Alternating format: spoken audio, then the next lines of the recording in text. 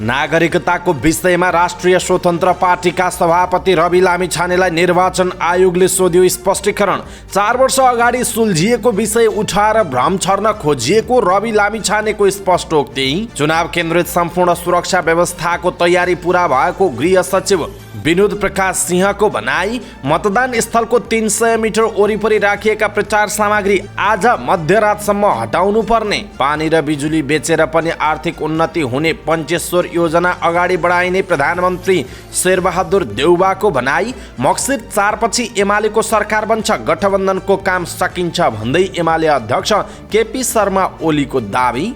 टालटुले गठबन्धनलाई चुनावमा जनताले जवाफ दिने ओलीको भनाई। जनतासँग भोट माग्दै एमाले अध्यक्ष केपी शर्मा ओलीले भने, देश शेरबहादुरको हातमा सुम्पिने कि मेरो? आउँदो चुनाव 2वटा गठबन्धन बीचको जनमत संग्रह रहेको नेकपा माओवादी केन्द्रका अध्यक्ष पुष्पकमल दाहाल प्रचण्डको भनाई। काठमाडौँ निर्वाचन क्षेत्र नम्बर 7 र 8 एमाले र गठबन्धनलाई स्वतन्त्रको चुनौती। आफूलाई स्वतन्त्र उम्मेदवारहरूको चुनौती नरहेको नेकपा माओवादी केन्द्रकी नेता पम्फा भुसालको जिकिर। लोसपा नेपालका उम्मेदवार मेहताको उम्मेदवारी खारेजी। नेपालको अर्थतन्त्र सुधार्न नेतृत्वमा युवा आउनुपर्ने डाक्टर स्वर्णिम वाग्लेको दावी। भोजपुरमा बम विस्फोट घटनाको जिम्मा विप्लव नेतृत्वको नेकपाले लियो। आगामी मक्सिर 4 गते हुने निर्वाचनको दिन देशका धेरैजसो ठाउँको मौसम सफा हुने। कुन कुन ठाउँमा कस्तो हुन्छ अवस्था, यसको बारेमा पुरै जानकारी। पर्वतमा जीप दुर्घटना हुँदा 1 जनाको मृत्यु, 7 जना घाइते। विश्वकप फुटबल प्रसारण गर्ने बाटो खुल्यो। अब 500 रुपियाँ तिरेर विश्वकप हेर्न पाइने। 15,000 नक्कली मतपत्र सहित भारतीय नागरिक पक्राउ। अमेरिका जाने नेपाली विद्यार्थी 5.6% बढे। नाइ नभन्नु ल 6 मा जोडिन् केकी अधिकारी। चुनावका कारण जनकपुरको रेल सेवा 4 दिन बन्द हुने। राष्ट्र बैंकको कठोर नीतिले अर्थतन्त्र सुधार हुँदै गरेको राष्ट्र बैंकका गभर्नर डाक्टर महाप्रसाद अधिकारीको स्पष्टोक्ति। 3 महिनामा 2 खर्ब 81 अर्ब रुपैयाँ रेमिटेन्स भित्रियो। 1,47,000 जनाले श्रम स्वीकृति लिए। शेयर बजार 13 अङ्कले बढ्यो, कारोबार रकम भने घट्यो। रुस युक्रेन युद्धको कडा शब्दमा निन्दा गर्दै G20 शिखर सम्मेलन सम्पन्न। पाकिस्तानसँगको मैत्रीपूर्ण खेलमा अन्जन बिष्टको गोलमा नेपालले पाकिस्तानलाई हरायो। र समाचार पार्टी हेल्थ टिप्स अन्तर्गत आज हामी डिमेन्सिया अल्जाइमर लक्षण देखा पर्नुभन्दा 9 वर्ष पहिले पत्ता लगाउन सकिन्छ भनेर एउटा अध्ययनले देखाएको छ। त्यो अध्ययनले के भनेको छ त डिमेन्सिया र अल्जाइमरको विषयमा, यसको बारेमा जानकारी दिनेछौँ। हामीलाई अन्तिमसम्म हेर्नुहोला। दर्शक महानुभाव नमस्कार। समाचारपाटी.com को न्यूज बुलेटिनमा यहाँलाई हार्दिक स्वागत छ। म प्रहलाद चन्द्र घिमिरे। आज मिति विक्रमसम्म 2079 साल मक्सिर 1 गते बिहीबार इस्वीसम्म सन् 2022 नोभेम्बर 17 तारिक आज अन्तर्राष्ट्रिय विद्यार्थी दिवस रहेको छ। सम्पूर्ण विद्यार्थीहरूलाई हार्दिक मङ्गलमय शुभकामना छ। कृपया आफ्ना शुभकामनाका सन्देश तलको कमेन्ट बक्समा कमेन्ट गर्नुहोला। सदाको झै आज पनि हामी उपस्थित भएका छौँ। आजका महत्त्वपूर्ण समाचार, ब्रेकिङ न्युज अपडेट लगायत तपाईँलाई काम लाग्ने हेर्नै पर्ने महत्त्वपूर्ण खबर, चुनावसँग सम्बन्धित महत्त्वपूर्ण जानकारी छ। रवि लामिछानेको समाचारको अपडेट छ। नक्कली मतपत्रहरू भारतबाट ढुवानी भइरहेका समाचारहरू आइरहेका छन्। कुन ठाउँमा के भइरहेको छ? केपी शर्मा ओलीले मलाई भोट दिनुहुन्छ कि शेरबहादुर देउवालाई दिनुहुन्छ, अब तपाईँको जिम्माको कुरो भएको छ भनेर भोट माग्नु भएको छ, लगायतका अत्यन्त महत्त्वपूर्ण समाचारहरू छोटकरीमा प्रस्तुत गर्छौँ। हामीलाई अन्तिमसम्म हेर्नुहोला। हाम्रो मेहनतका लागि यो भिडियोमा एउटा लाइक अवश्य गर्नुहोला। दर्शक महानुभाव, पलपलको न्युज अपडेटका लागि हाम्रो च्यानललाई तपाईँले सब्सक्राइब गर्नुभएको छैन भने कृपया सब्सक्राइब गर्नुहोस् अनि नजिकै आउने बेल आइकनलाई क्लिक गर्नुहोला। दैनिक रूपमा हेर्नुहुन्छ भने रेगुलर भनेर लेख्नुहोला। आज पहिलोचोटि हेर्दै हुनुहुन्छ भने फर्स्ट टाइम भनेर लेख्नुहोला। दर्शक महानुभाव, देशभित्र हुनुहुन्छ भने आफू रहेको गाउँठाउँ सहर जिल्लाको नाम लेख्नुहोला। विदेशमा हुनुहुन्छ भने कुन देशबाट हेरिरहनु भएको छ त्यो कुरा तलको कमेन्ट बक्समा कमेन्ट गर्नुहोला। आउनुहोस् दर्शक महानुभाव, आजका महत्त्वपूर्ण समाचार सुरु गरौँ रवि लामिछानेलाई निर्वाचन आयोगले स्पष्टीकरण सोधेको प्रसङ्गबाट। चितवन 2बाट राष्ट्रिय स्वतन्त्र पार्टीका उम्मेदवार रवि लामिछानेलाई जिल्ला निर्वाचन कार्यालय चितवनले स्पष्टीकरण सोधेको छ। लामिछानेले पहिले विदेशी नागरिकता लिएका कारण नेपाली नागरिकता कायम नरहेको भन्दै 2 जनाले आयोगमा उजुरी दिएका थिए। सोही उजुरीका विषयमा लामिछानेलाई 7 दिनभित्र जवाफ पठाउन पत्र दिएको मुख्य निर्वाचन अधिकृत रितिन्द्र थापाले जानकारी दिनुभयो। आयोगले नागरिकताको विषयमा तपाईँमाथि परेको उजुरीका आधारमा उम्मेदवारी खारेज किन नगर्ने भनी सोधेको छ। सो स्पष्टीकरण लामिछानेको सचिवालयले बुझेको थापाले उहाँले बताउनुभयो। लामिछानेलाई सोधिएको स्पष्टीकरणमा उजुरी र उजुरीकर्ताले दिएका केही प्रमाण समेत संलग्न गरी पठाएको उहाँले जानकारी दिनुभयो। लामिछानेले निर्वाचन आयोगमा दल दर्ता गर्दा र उम्मेदवारी दर्ता गर्दा अमेरिकी नागरिकता लिएपछि खारेज भएको नेपाली नागरिकता पेश गरेको दाबी उजुरीमा छ। उहाँले पुनः नागरिकता कायम गराउन आवश्यक प्रक्रिया पूरा नगरेको पनि उजुरीमा उल्लेख छ। मुख्य निर्वाचन अधिकृत थापाका अनुसार लामिछानेले एक सातामा जवाफ पठाउनु पर्ने बताइएको छ। यसैबीच राष्ट्रिय स्वतन्त्र पार्टीका सभापति एवं चितवन निर्वाचन क्षेत्र नम्बर 2 का प्रतिनिधि सभा सदस्य उम्मेदवार रवि लामिछानेले 4 वर्ष अगाडि सुल्झिएको विषय उठाएर भ्रम छर्न खोजिएको दावी गर्नु भएको छ। चितवनको मुख्य निर्वाचन अधिकृतको कार्यालयमा लामिछानेको उम्मेदवारी खारेजीको माग गर्दै उजुरी दर्ता भएको थियो। राजकुमार पाण्डेले दर्ता गरेको उजुरीमा राष्ट्रिय स्वतन्त्र पार्टीका उम्मेदवार लामिछानेले अमेरिकाको नागरिकता नत्यागेका कारण उम्मेदवारी खारेजी हुनुपर्ने माग गरिएको छ। तर लामिछानेले सामाजिक सञ्जाल फेसबुक मार्फत उजुरी पर्नु ठूलो विषय नरहेको र पत्र प्राप्त गरेपछि यसको जवाफ दिने बताउनु भएको छ। उहाँले भन्नुभएको छ 4 वर्ष अगाडि नै सुल्झिएको विषय उठाएर चुनावको मुखमा फन्डा गरिएको छ तर विचलित छैन। लामिछानेले सन् 2018 मा नै अमेरिकाको पासपोर्ट छाडेर सबै प्रक्रिया मिलाएको दावी गर्नु भएको छ। सामाजिक सञ्जालमा उहाँले सोध्नु भएको छ एउटा नेपालीले पहिले प्रेस काउन्सिलमा, त्यसपछि 2076 सालमा चितवन प्रहरीमा, त्यसपछि चितवन जिल्ला सरकारी वकिलको अभियोग पत्रमा, अनि चितवन जिल्ला अदालतको आदेश र फैसलामा, अनि उच्च अदालत हेटौडाको आदेशमा, अनि चितवन जिल्ला सरकारी वकिल कार्यालयदेखि महान्यायाधिवक्ताको कार्यालयसम्म नागरिकताको विषय समेतमा विवेचना भई सटल भइसकेपछि फेरि कति पटक स्पष्टीकरण दिनुपर्ने हो उहाँको भनाइ छ। उजुरीमा लामिछानेको नेपाली नागरिकता नै कायम नरहेको दावी गरिएको छ। साथै खारेज भइसकेको पुरानो नागरिकता पेश गरेर मनोनयन दर्ता गराएको उजुरी रहेको मुख्य निर्वाचन अधिकृतको कार्यालयले जनाएको छ। दर्शक महानुभाव, रवि लामिछानेलाई निर्वाचन आयोगले स्पष्टीकरण सोधेको छ। सँगसँगै 4 वर्ष अगाडि सुल्झिएको विषय उठाएर फेरि भ्रम छर्न खोजिएको रवि लामिछानेले बताएका छन्। यसप्रति तपाईँको धारणा के छ? आफ्नो धारणा तलको कमेन्ट बक्समा कमेन्ट गर्नुहोला। गृह मन्त्रालयले आउँदै गरेको प्रतिनिधि सभा तथा प्रदेश सभा चुनावलाई स्वस्थ, स्वतन्त्र, निष्पक्ष र भयरहित वातावरणमा सम्पन्न गराउनका लागि आवश्यक सुरक्षाको प्रबन्ध मिलाइएको जनाएको छ। गृह सचिव विनोद प्रकाश सिंहले भयरहित वातावरणमा चुनाव गराउन सरकार सक्षम रहेको र भरपर्दो सुरक्षा व्यवस्थाको सुनिश्चितता गरिएको भन्दै निर्धक्क भएर मताधिकार प्रयोग गर्न आग्रह गर्नुभयो। उहाँले देशका सबै ठाउँमा मतदान केन्द्रहरूमा सुरक्षा व्यवस्था चुस्त रहेको र निर्धक्क भई मतदान गर्न सक्ने वातावरण तयार गर्न सुरक्षा निकायहरू सक्षम रहेको बताउनुभयो। गृह सचिव सिंहले उम्मेदवारको सुरक्षा, मतदाताको सुरक्षा, चुनावमा खट्ने कर्मचारीको सुरक्षा र चुनावी सामग्रीको सुरक्षाको उचित प्रबन्ध मिलाउने कार्यका लागि सुरक्षाकर्मीहरू निर्वाचन केन्द्रमा पुगिसकेको पनि बताउनु भएको छ। प्रतिनिधि सभा र प्रदेश सभा सदस्य चुनाव आउन अब 3 दिन मात्र बाँकी छ। दल तथा उम्मेदवारले आज मध्यरातसम्म मात्र चुनाव प्रचार प्रसार गर्न पाउनेछन्। मतदान हुने दिनभन्दा 48 घण्टा अघिदेखि कुनै पनि उम्मेदवार र राजनीतिक दलको पक्ष वा विपक्षमा मत माग्न पाइने छैन। दल तथा उम्मेदवारले गएको 17 गतेदेखि चुनाव प्रचार प्रसार सुरु गरेका थिए। निर्वाचन आयोगले आज बेलुका मध्यरातको अवधिलाई स्थिर समयका रूपमा व्याख्या गरेको छ। विगतमा यसलाई मौन अवधि भनिन्थ्यो। निर्वाचन आयुक्त रामप्रसाद भण्डारीका अनुसार मक्सिर 4 गते आइतबार बिहान 7 बजेदेखि मतदान सुरु हुने भएकाले बिहीबार राति 12 बजेदेखि चुनावी प्रचार प्रसार गर्न नपाइने बताइएको छ। निर्वाचन आचार संहिता अनुसार स्थिर समयमा सामाजिक सञ्जाल, अनलाइन छापा, कुनै पनि माध्यमबाट दल र उम्मेदवारको पक्ष वा विपक्षमा सन्देश, सूचना, प्रचार प्रसारका सामग्री पोस्ट सेयर गर्न पाइने छैन। मतदान स्थलको 300 मिटर वरिपरि राखिएका दल वा उम्मेदवारका प्रचार सामग्री पनि हटाउनु पर्ने बताइएको छ। त्यस्तै प्रमुख निर्वाचन आयुक्त दिनेश कुमार थपलियाले आइतबार हुने मतदान तथा मतदानपछि मतपत्रको गोप्यता कायम गर्न आग्रह गर्नु भएको छ। कसैको डर, त्रास, धाक धम्की, अवरोध र प्रलोभनमा नपरी गोप्य मतदान गर्न उहाँले आग्रह गर्नु भएको छ। प्रधानमन्त्री एवं नेपाली कांग्रेसका सभापति शेरबहादुर देउवाले बैतडीको तल्लो सोराड क्षेत्रको विकासका लागि आफू प्रतिबद्ध रहेको बताउनुभयो। बैतडीको शिवनाथ गाउँपालिकाको केन्द्र सुल्लेखानमा लोकतान्त्रिक वाम गठबन्धनले आयोजना गरेको चुनावी सभालाई सम्बोधन गर्दै उहाँले यस्तो बताउनु भएको हो। प्रधानमन्त्री देउवाले तल्लो सोराड क्षेत्रलाई जोड्ने पाटन पञ्चेश्वर सडक खण्ड छिट्टै कालोपत्री हुने, उग्रता र मेलौली सडक खण्डलाई पूर्णता दिने र पञ्चेश्वर बहुद्देश्य परियोजना अगाडि बढाउन भारतसँग समन्वय गर्ने पनि बताउनुभयो। भयो। उहाँले भारतीय प्रधानमन्त्री नरेन्द्र मोदी पनि पञ्चेश्वर परियोजना अगाडि बढाउने कुरामा सकारात्मक रहेकाले पानी र बिजुली बेचेर पनि नेपालको आर्थिक उन्नति हुने योजना अगाडि बढाइने उल्लेख गर्नुभयो। यो परियोजनाले तल्लो सोराड क्षेत्रको विकासमा समेत टेवा पुग्ने उहाँको भनाइ थियो।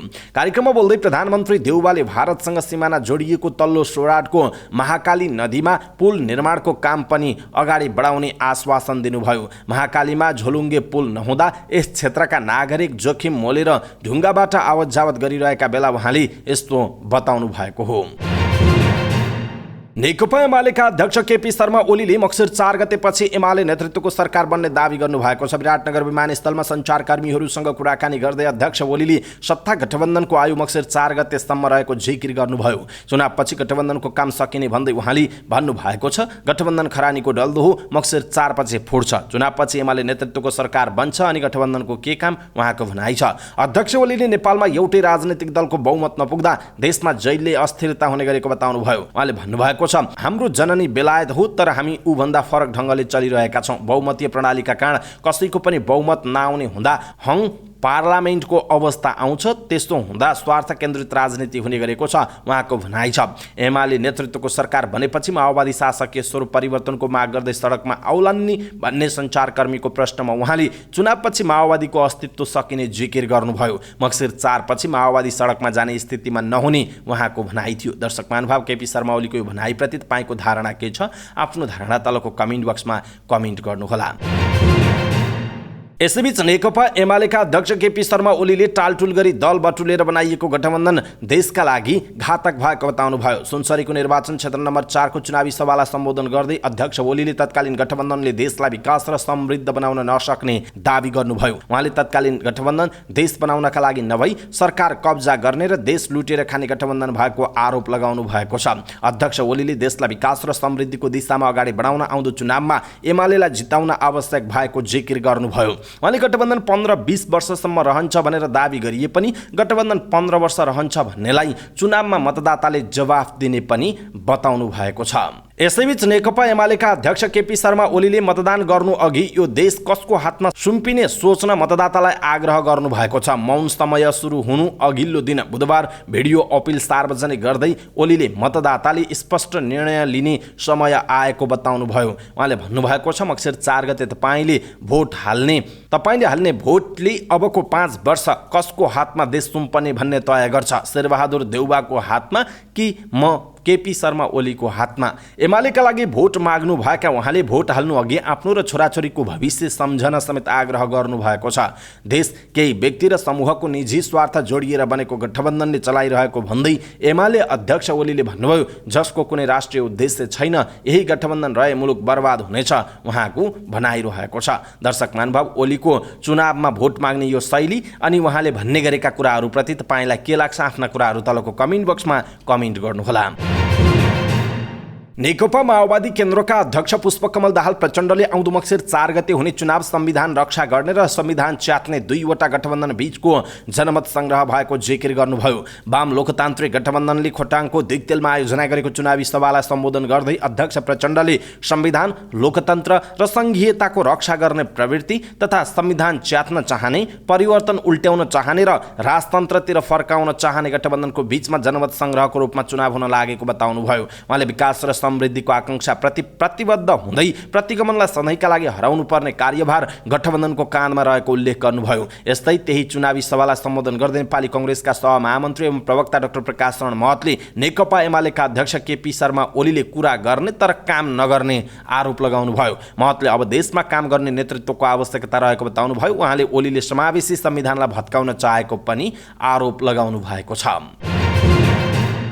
चुनाव प्रचार प्रसारको समय बिहिबारदेखि सकिँदैछ। यसकारण पनि उम्मेदवार तथा दलका कार्यकर्तालाई घर दैलोमा पुग्न तथा मतदाता भेटेर आफ्नो पक्षमा भोट माग्न आज एक दिन भ्याइ नभ्याइ हुनेछ। काठमाडौँका अन्य क्षेत्र जस्तै 7 नम्बर क्षेत्रमा पनि सत्तारूढ गठबन्धन र एमाले बीच कडा प्रतिस्पर्धा हुने देखिएको छ। 29 जनाले उम्मेदवारी दिएको यो क्षेत्र नम्बर 7 मा सत्ता गठबन्धनकी 36 वर्षीय मानुषी एमी भट्टराई र एमालेका श्याम कुमार घिमिरे बीच मुख्य प्रतिस्पर्धा हुने देखिन्छ। तर यसो भनिरहँदा जनता समाजवादी पार्टीका नेता एवं पूर्व मन्त्री राजेन्द्र प्रसाद श्रेष्ठलाई पनि कम आँक्न पनि मिल्दैन। मानुषी र घिमिरे दुवै यस क्षेत्रका लागि नयाँ अनुहार हुनुहुन्छ। घिमिरे पूर्व कर्मचारी तथा मानुषी नेता बाबुराम भट्टराईकी छोरी हुनुहुन्छ। यस क्षेत्रका निवर्तमान सांसद एवं पूर्व शहरी विकास राज्यमन्त्री रामवीर मानन्दर पनि निकै लोकप्रिय मानिनुहुन्छ। पहिले यसै क्षेत्रमा काम गर्दा राम्रो जनमत निर्माण गरेको तथा आफ्नै जातीय भोट पनि अत्याधिक भएका कारण एमाले टिकट नदिए पनि उहाँले स्वतन्त्र उम्मेदवारी दिनुभएको हो। 2070 तथा 2074 सालमा यसै क्षेत्रबाट निर्वाचित मानन्दर आफ्नो बलबुतामा ह्याट्रिक गर्ने सोचमा हुनुहुन्छ।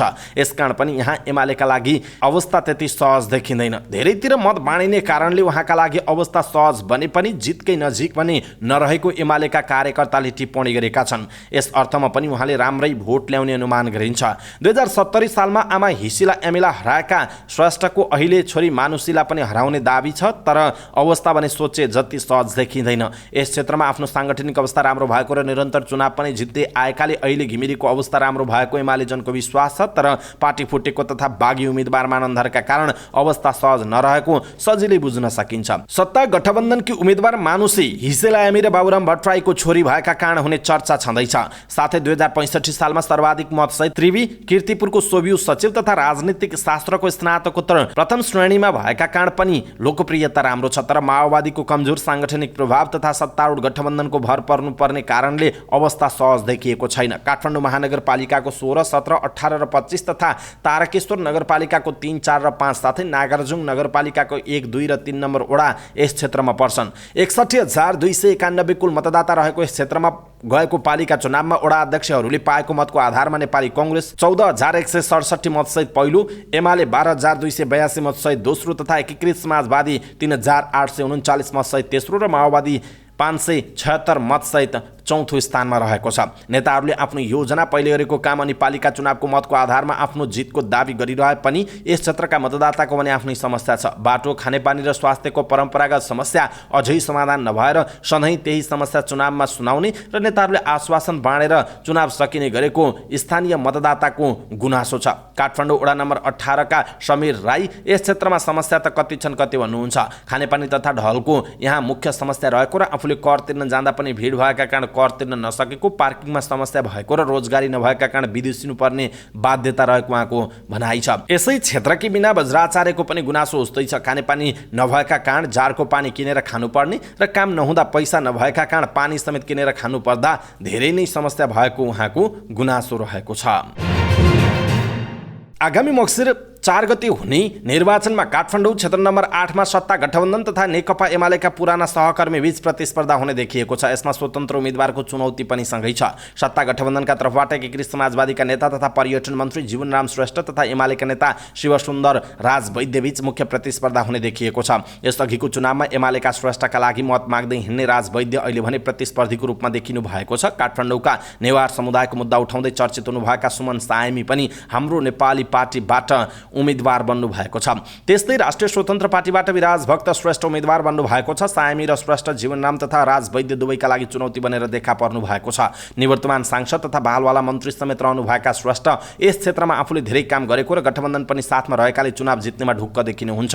तर एमाले कार्यकर्ता भने एकीकृत समाजवादीको आफ्नो साङ्गठनिक प्रभाव राम्रो नरहेको र काङ्ग्रेसले पनि गठबन्धनलाई सोचे जस्तो भोट नदिने कारणले पनि आफ्नो जित हुनेमा आशावादी देखिएका छन्। एमालेको सङ्गठनका कारण श्रेष्ठले चुनाव जितेको र अहिले पनि एमालेको सङ्गठन राम्रो भएका कारण राज वैद्यले चुनाव जित्ने उनीहरूको विश्लेषण छ। अभियन्ता तथा हाम्रो नेपाली पार्टीका उम्मेदवार सायमीका कार्यकर्ता भने अहिले सायमीको चर्चा र तथा प्रचार प्रसार सुस्त रूपमा देखिए पनि काठमाडौँ महानगरमा बालेनको जस्तो प्रभाव रहेको र मतदानको समयमा त्यो देखिनेमा ढुक्क देखिन्छन्। पुराना नेताले काम नगरेको र काठमाडौँको सभ्यता तथा सम्पदालाई अभियानका रूपमा लिएर हिँडेका कारण पनि धेरैको रोजाइमा सायमी पर्ने उनीहरूको विश्वास छ।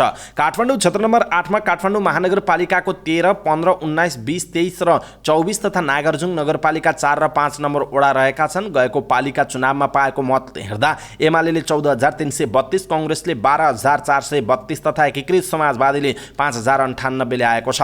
पालिका चुनावमा एमाले धेरै मत पाए पनि सत्ता गठबन्धनको मत जोड्दा 3,700 मतले गठबन्धन अगाडि देखिन्छ। यही मतका आधारमा पनि गठबन्धन ढुक्क देखिएको छ। तर पालिका चुनाव र संसदीय चुनावमा धेरै अन्तर रहने गर्छ। यसकारण पनि सत्ता गठबन्धन र एमाले दाबी गरे जस्तो सहज जित भने दुवैलाई नहुने देखिन्छ। भनिन्छ। एमाले तथा सत्ता गठबन्धन आफूले गरेको कामको मूल्याङ्कनका आधारमा विजयी हुने दाबी गरिरहँदा ढल, खानेपानी, सार्वजनिक स्तरको संरक्षण, विकास निर्माणका कुरालाई लिएर अहिले पनि मतदाताको गुनासो भने उस्तै छ। काठमाडौँ महानगरपालिका वडा नम्बर 24 की लक्ष्मी कपाली वर्षौंदेखि यहाँ खानेपानीको समस्या रहेको र मेलम्चीको पानी आउँछ भने पनि नआएको गुनासो गर्नुहुन्छ। साथै यस क्षेत्रमा पसल राख्ने मानिसहरूलाई कुनै सुविधा नभएको र भ्याट र करका नाममा धेरै पैसा उठाउने र कुनै सुविधा नदिने गरेकोमा उहाँ रुष्ट देखिनुहुन्छ। त्यस्तै यसै क्षेत्रका बासिन्दा बुद्धरत्न वज्राचार्य खानेपानी, ढल, पार्किङ लगायतका यहाँको नागरिकको समस्या रहेको उहाँको भनाइ छ। मेलम्ची आउने भनेर पाइप राख्न लगाए पनि अहिलेसम्म पानी नआएको र यस क्षेत्रको मुख्य समस्याका रूपमा रहेको खानेपानी समस्या कसैले समाधान नगरेको उहाँको गुनासो रहेको छ। ऊर्जा, जलस्रोत तथा सिंचाई मन्त्री पम्फा भुजतालले आफूलाई स्वतन्त्र उम्मेदवारको चुनौती नभएको बताउनु भएको छ। प्रतिनिधि सभा सदस्यका लागि ललितपुर क्षेत्र नम्बर 3 बाट गठबन्धनको साझा उम्मेदवार बन्नुभएकी मन्त्री भुजतालले आफूलाई स्वतन्त्र उम्मेदवारको चुनौती नरहेको बताउनुभयो। उहाँले आफू नागरिकको आँखामा परीक्षण भइसकेको भन्दै विगतको 2 कार्यकालमा आफूले गरेका काम हेरेर नागरिकले आफूलाई मत दिने पनि उहाँको दाबी रहेको छ।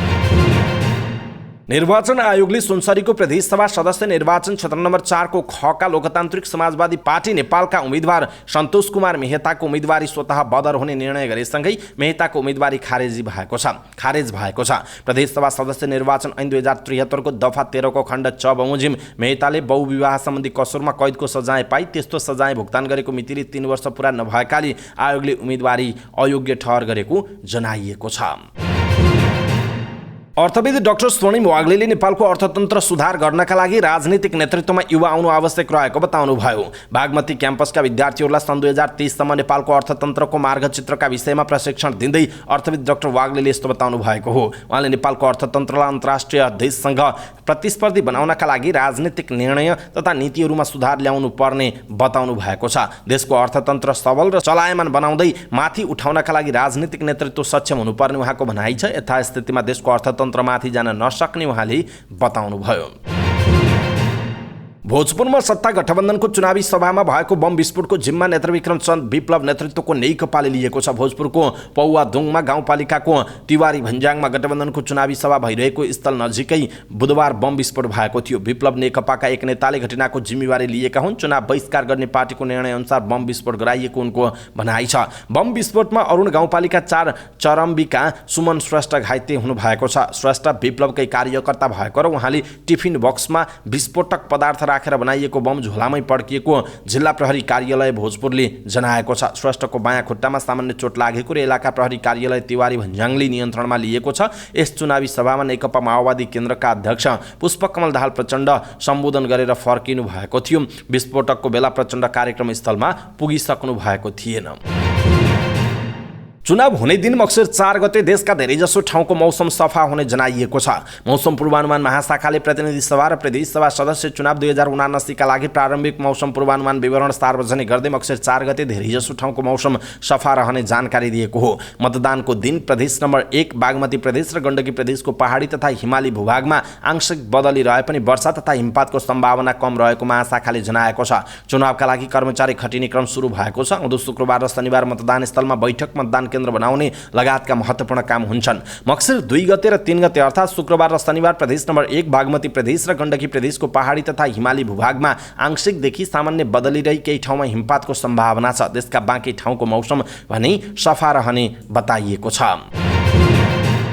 पर्वतमा भएको जीप दुर्घटनामा 1 जनाको मृत्यु भएको छ भने 7 जना घाइते भएका छन्। बेनीबाट मल्लाज फाँटतर्फ जाँदै गरेको G15296 नम्बरको जीप जलजला गाउँपालिका 2 मल्लाजमा दुर्घटना भएको हो। दुर्घटनामा जीपका चालक 37 वर्षीय डम्बर बहादुर दमैको मृत्यु भएको पर्वत जिल्ला ट्राफिक कार्यालयका प्रमुख सुमन न्युरेले जानकारी दिनुभयो। घाइतेमध्ये 3 जनालाई थप उपचारका लागि पोखरा लगिएको छ भने अरूको म्याग्दीको बेनी अस्पतालमा उपचार हुँदै गरेको न्युरेले जानकारी दिनुभएको छ।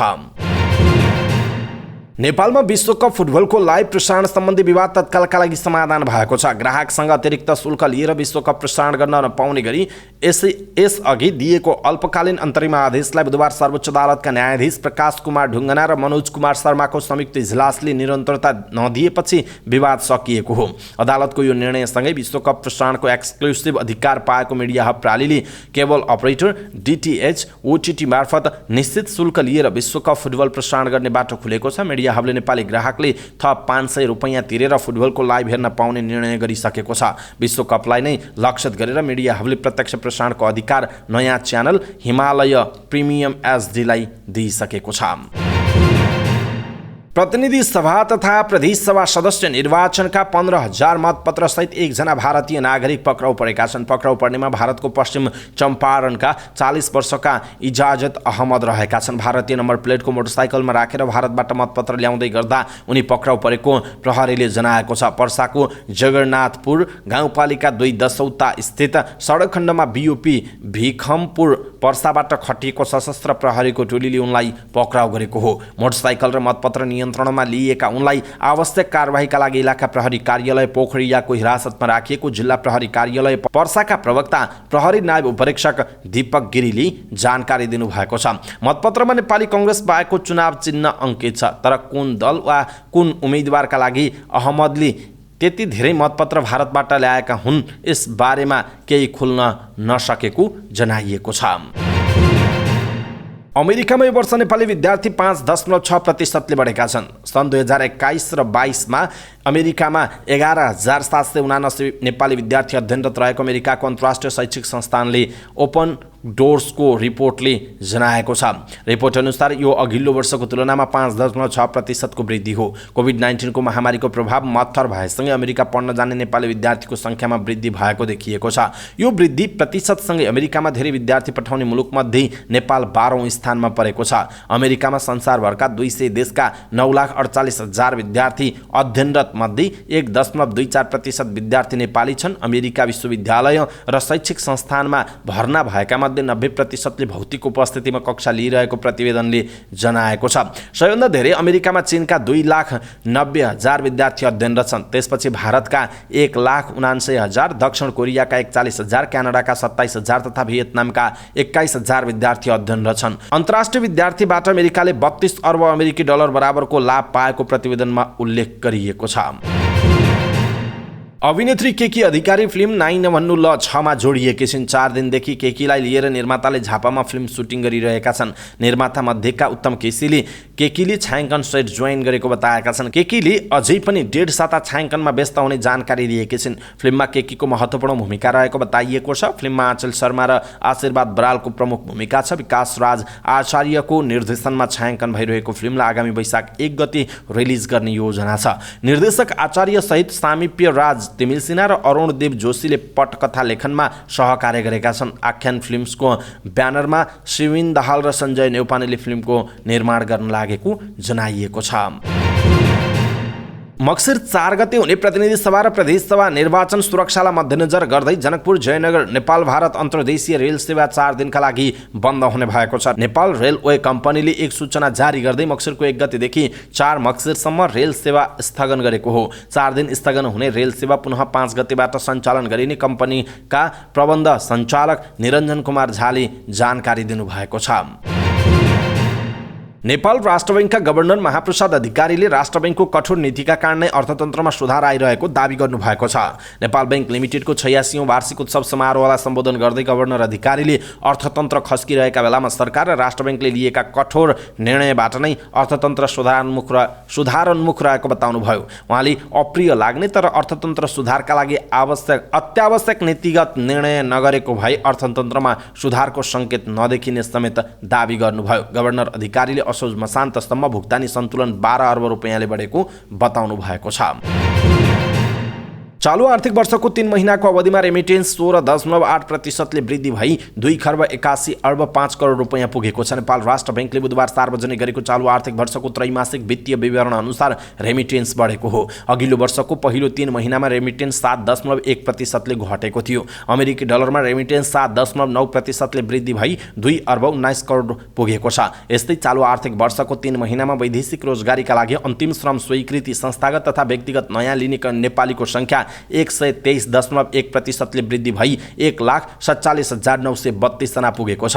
त्यसैगरी वैदेशिक रोजगारीका लागि पुनः श्रम स्वीकृति लिने नेपालीको संख्या समीक्षा अवधिमा 66%ले वृद्धि भई 57,861 जना पुगेको जनाइएको छ।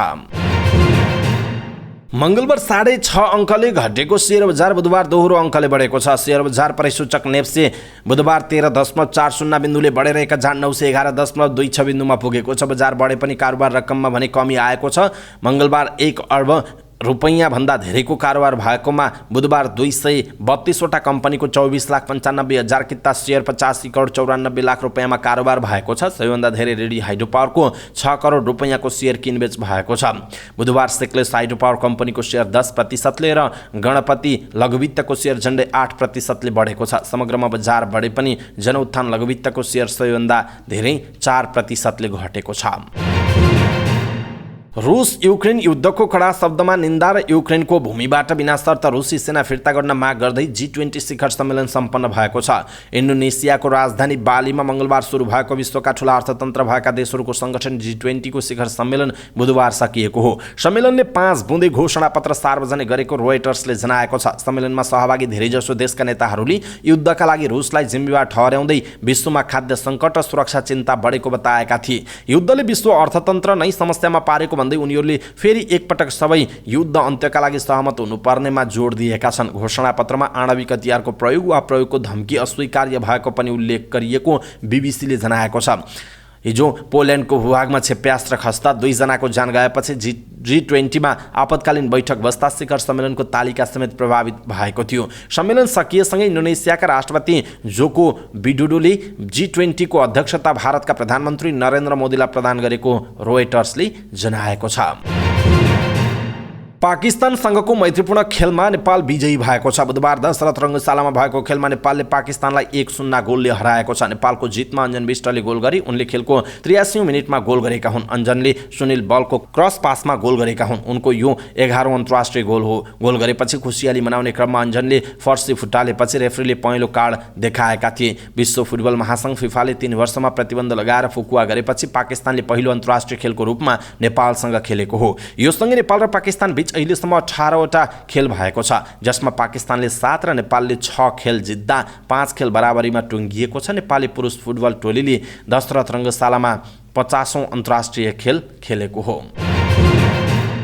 समाचार पार्टी न्यूज बुलेटिनमा पालो भएको छ समाचार पार्टी हेल्थ टिप्स। आजको समाचार पार्टी हेल्थ टिप्समा हामीले डिमेन्सिया अर्थात् अल्जाइमर लक्षण देखा पर्नुभन्दा 9 वर्ष अगाडि पत्ता लगाउन सकिने अध्ययनले देखाएको एउटा प्रसङ्ग छ र यो हामीले यहाँहरूमाझ प्रस्तुत गर्न खोजिरहेका छौँ। हामीलाई अन्तिमसम्म हेर्नुहोला र पछिल्लो समय यो डिमेन्सिया र अल्जाइमर्सको समस्याहरू विकराल बन्दै गइरहेको भनेर भनिएको छ। त्यसकारण सबैलाई सेयर गर्नुपर्ने जरुरी छ। त्यसकारण यो हेल्थ टिप्स आफ्नो फेसबुक ट्विटर लगायतका सामाजिक सञ्जालमा सेयर गर्न नबिर्सिनुहोला। विश्वभरका वैज्ञानिकहरू डिमेन्सिया र अल्जाइमर जस्ता मस्तिष्क रोगीहरूको स्थायी उपचार खोज्ने प्रयासमा छन्। यसैबीच इङ्ल्यान्डको क्याम्ब्रिज युनिभर्सिटीका अनुसन्धानकर्ताहरूले मानिसमा लक्षणहरू देखिनु अघि नै यी रोगहरू पत्ता लगाउने तरिका पत्ता लगाएका छन्। अध्ययनका अनुसार यो रोग लाग्नुभन्दा 9 वर्ष अघि नै पत्ता लगाउन सकिन्छ। यो अध्ययनबाट पहिल्यैदेखि नै भुल्ने समस्याबाट ग्रसित भएकाहरू बढी लाभान्वित हुनेछन्। अहिले डिमेन्सिया र पार्किन्सन रोगको कम्तीमा एउटा लक्षण देखा परेमा मात्र यो रोग पत्ता लाग्ने वैज्ञानिकहरू बताउँछन्,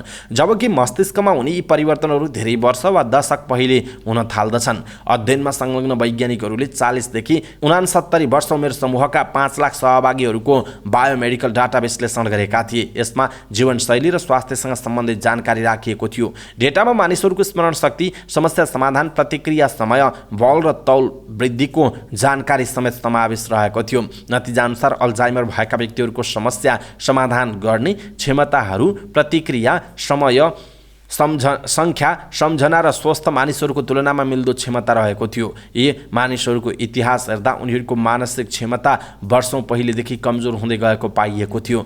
अनुसन्धानमा संलग्न क्याम्ब्रिज युनिभर्सिटीका चिकित्सक नोल स्वादिबुधिपोङ भन्छन्, बिरामीमा भुल्ने समस्याको कुनै ठोस लक्षण देखिनुभन्दा वर्षौं अघि नै त्यसमा हल्का लक्षण देखिन थाल्छ। अब यस अध्ययनको मद्दतले 50 वर्षभन्दा माथिका उच्च रक्तचाप भएका, व्यायाम नगर्ने र मस्तिष्क सम्बन्धी रोगको उच्च जोखिममा रहेका व्यक्तिहरूको पहिल्यै जाँच गर्न सकिन्छ। विश्व स्वास्थ्य संगठन WHO का अनुसार विश्वमा 5 करोड 50 लाख मानिस डिमेन्सियाबाट पीडित छन्। यी बिरामीहरूमध्ये 60% मानिसहरू कम वा मध्यम आय भएका देशहरूमा बस्छन्। भुल्ने बिरामीका अधिकांश बिरामी वृद्ध वृद्धा छन्। WHO का अनुसार सन् 2030 सम्ममा बिरामीको संख्या 7 करोड 80 लाख पुग्नेछ। यो सँगै सन् 2050 सम्म यो संख्या 13.9 करोड पुग्ने जनाइएको छ। दर्शक महानुभाव, हामीले आज यहाँहरूलाई डिमेन्सिया अर्थात् अल्जाइमर्स लक्षण देखा पर्नुभन्दा 9 वर्ष अगाडि नै यसको बारेमा पत्ता लगाउन सकिन्छ भनेर जानकारी दियौँ। कस्तो लाग्यो आफ्नो धारणा तलको कमेन्ट बक्समा कमेन्ट गर्नुहोला र सँगसँगै यो हेल्थ टिप्स सबै नेपालीहरू माझ पुर्याउनका लागि आफ्नो फेसबुक, ट्विटर लगायतका सामाजिक सञ्जालमा सेयर गर्न नबिर्सिनुहोला। हवस् त दर्शक महानुभाव, आजका महत्त्वपूर्ण समाचार, ब्रेकिङ न्युज अपडेट लगायत तपाईँलाई काम लाग्ने हेर्नै पर्ने महत्त्वपूर्ण खबरहरूको सङ्गालो समाचार पार्टी न्युज बुलेटिन यति नै। हामीले प्रस्तुत गरेका यी समाचारहरूप्रति तपाईँको धारणा के छ? आफ्नो धारणा तलको कमेन्ट बक्समा कमेन्ट गर्नुहोला। हाम्रो मेहनतका लागि यो भिडियोमा एउटा सानो लाइक अवश्य गर्नुहोला। दर्शक महानुभाव, पलपलको न्युज अपडेटका लागि हाम्रो च्यानललाई सब्सक्राइब गर्नुहोस् अनि नजिकै आउने बेल आइकनलाई क्लिक गर्नुहोला। पलपलको न्युज अपडेटका साथ फेरि हाम्रो भेट हुनेछ। तपाईँ समाचार पार्टी हेर्दै गर्नुहोस्। नमस्कार।